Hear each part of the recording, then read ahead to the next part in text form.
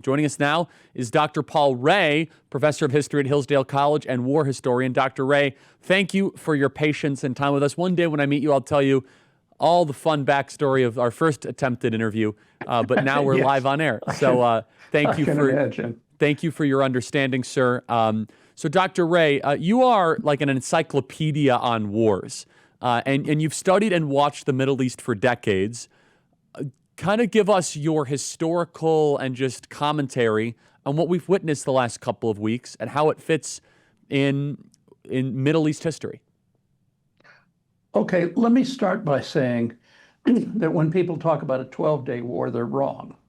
It's been a 46-year war. That war began in 1979 with the overthrow of the Shah and the arrival in Iran of Khomeini, and of a clerical regime that really is foreign to the Shiite tradition, which had been dominant in Iran and in various other places before that time. Ever since that time, starting with the seizure of the people from the American embassy as hostages, there has been a low-level war going on between Iran, the Sunni neighbors of Iran, the United States, and Israel. And every so often, this thing explodes into something larger. And that's what the so-called 12-day war was about. One of the key elements to this was that the Iranians were seeking nuclear weapons and had the means to produce them in short order. And just having that capacity gave them leverage. And they sponsored proxies, the Houthis in Yemen, Hezbollah in Lebanon, and Hamas in Gaza. And this is all for the purpose of overcoming the Sunni world. The Israelis and the United States are seen as obstacles to that. We stand in the way, and we do indeed stand in the way. And you can see the manner in which in recent years the Sunni world has lined up with the Israelis, settling all sorts of questions, providing ambassadorial, diplomatic recognition, and so forth. And that's because they're afraid of the Iranians. So there is a split within Islam between Sunni and Shiite that is every bit as important as the division between Catholic and Protestant in, say, the 16th and 17th centuries. It's a source of bloodshed, it's a source of struggle, honor is involved, and the Iranians have been very effective in this. We've helped fund it. Under Obama, we made a deal with them that they would put their nuclear program on hold, and we would provide them with a great deal of money, which then has been spent in attacking us and in attacking the Israelis.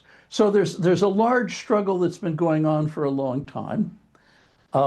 It may be over now, but I'm not too terribly confident of that. As long as that regime stays in power, they're likely to pursue this. If you see Khamenei, who is the leader there, being pushed aside, he's an old man, he's 86, and other people coming to the fore, there may be a deal worked out that has some legs to it.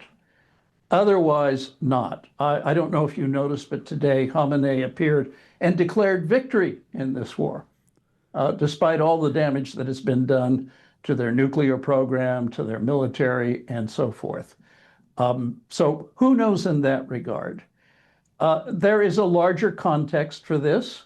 And hidden in the background is the fact that there is a kind of rivalry between Turkey, which in the Ottoman period was the great rival of Iran, and the Iranians. So you have a Sunni power in Turkey that is formidable and allied with us, at least nominally.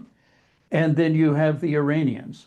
That has not burst out into violence, but you could see that it was going on in Syria, in which the current regime in Syria was being sponsored. Those people were being sponsored by the Turks. The Iranians were sponsoring the Alawite regime of the Assad family. So there's maneuvering that goes on sort of constantly in that region. And we're drawn into it because it's a source of oil for our allies in Europe and, of course, Japan. An awful lot of oil moves through the Straits of Hormuz, down through the Persian Gulf.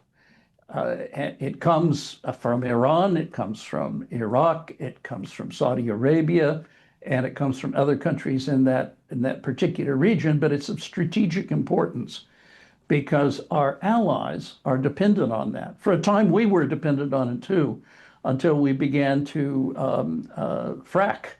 And we're now an exporter of oil, although not on a huge level.